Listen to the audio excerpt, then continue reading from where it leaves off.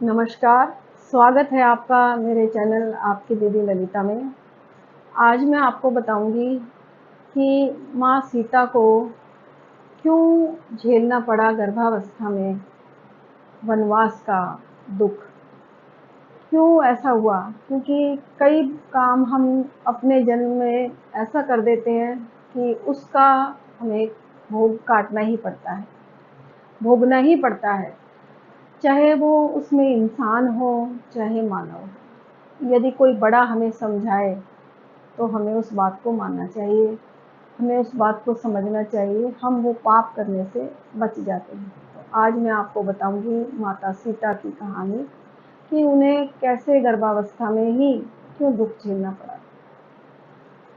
तो माता सीता बहुत ही छोटी थी, लगा लीजिए 4-5 साल की उनकी उम्र थी। वो अपनी सखियों के साथ रोज बाग में जाती, फूल तोड़ने जाती, भगवान की पूजा के लिए जाती। तो जब वो जाती तो वहाँ पर एक तोता और तोती दोनों बैठकर जो वाल्मीकि जी रामायण लिख रहे थे, ये उसको गा गा कर सुनाते। अब इन्हें बहुत अच्छा लगता जब ये भगवान राम के जन्म की, उनके राज तिलक की कथा सब गा रहे हैं ये। तो माता ने देखा कि ये इतना सुंदर मीठा गाते हैं, तो एक दिन उन्होंने कहा अपने जो उनके पहरेदार थे कि पिंजरा लेकर आओ और हम इन तोता और तोती को अपने महल में ले जाना चाहते हैं, और जो ये गाते हैं वो हम महल में हम सब बैठकर सुनेंगे। इस पर जो तोता तोती हैं दोनों बहुत डर गए। उन्होंने सोचा कि ये तो अब मुझे हमें वहाँ ले जाएंगे, क्योंकि तो भाई डर तो लगता है क्योंकि ये खुले गगनचर प्राणी हैं, आकाश में घूमने वाले। तो तोता कहने लगा कि हे सीता, आप हमें वहाँ महल में मत लेकर जाइए, आप यहीं पर हमारा जो हम गाते हैं ये सुन लीजिए, क्योंकि हम आकाश में घूमने वाले पंछी हैं, हमें पिंजरे में रहना अच्छा नहीं लगेगा। लेकिन माता सीता हट कर बैठी, कहने लगी नहीं, मुझे तो वहीं पिंजरे में ही रखना है और वहाँ पर मैं औरों को भी दिखाऊंगी कि तुम कितना मीठा गाते हो। तो माता सीता ने हट कर ली और उन्होंने पिंजरा मंगाया और उसमें उनको डलवाने की सोची। तो तोता कहने लगा कि मेरी जो ये तोती है ये गर्भावस्था में है और इस समय इसे मेरी बहुत ज़रूरत है, तो आप इस बच्चे का जन्म हो जाने दीजिए, उसके बाद आप ले जाना।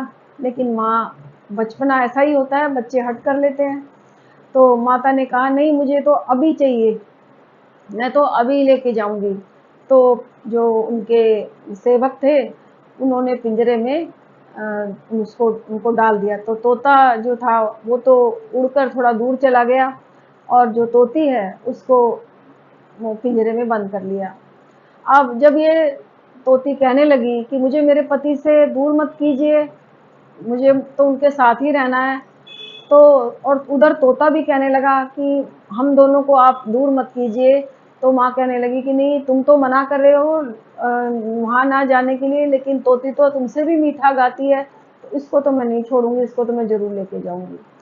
अब दोनों ने अब दोनों जब बिछड़ने लगे, जब उसको पिंजरे में डाल लिया तोती को और उसको ले जाने लगे, तो जहाँ तक पिंजरा दिखाई दिया तोते को वहाँ तक तो ठीक है। जब उसको महल में ले गए अंदर कमरे में, तो तोता जब देखा उसने कि अब तो मुझे तोती दिख नहीं रही, तो तोते ने अपने प्राण त्याग दिए।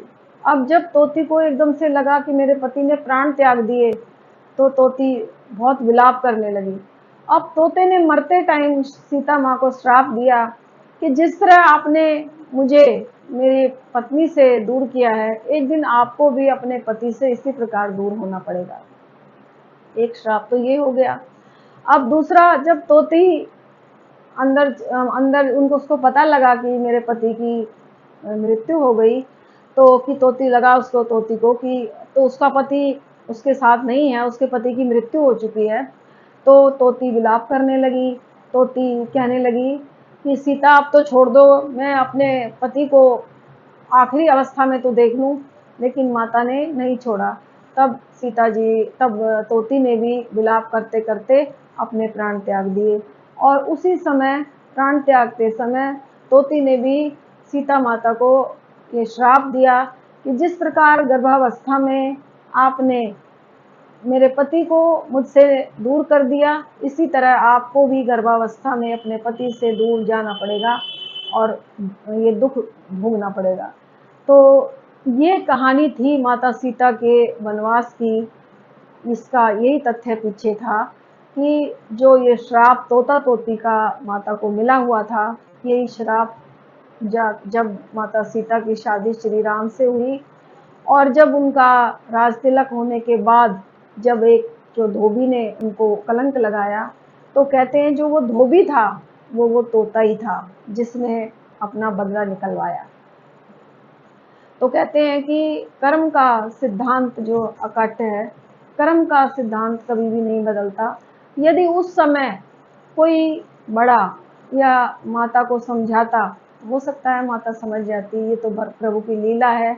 अब उनकी लीला के पीछे क्या ध्येय था, प्राणियों को समझाना था हम जैसों को कि कभी भी हमें किसी प्रकार की हट नहीं करनी चाहिए, हमें सोच समझकर हर चीज़ का फैसला लेना चाहिए। तो ये कहानी थी माता सीता के वनवास की। तो आपको कैसी लगी मुझे ज़रूर बताना, और यदि आपने मेरे चैनल को सब्सक्राइब नहीं किया है तो मेरे चैनल को सब्सक्राइब कीजिए, लाइक कीजिए, शेयर कीजिए और मुझे आगे बढ़ाने का मौका दीजिए। और आज की कहानी आपको कैसी लगी इसका मुझे इंतज़ार रहेगा कि आपको कैसी लगी कहानी। तो आज के लिए इतना ही। तो नमस्कार, जय माता की, हर हर महादेव।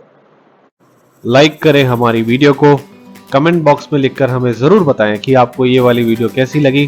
साथ ही साथ सब्सक्राइब बटन पर क्लिक ज़रूर करें और बेल आइकन को क्लिक करना ना भूलें, जिससे आपके पास हमारी वीडियोस जल्द से जल्द पहुंचेंगी। जय माता दी।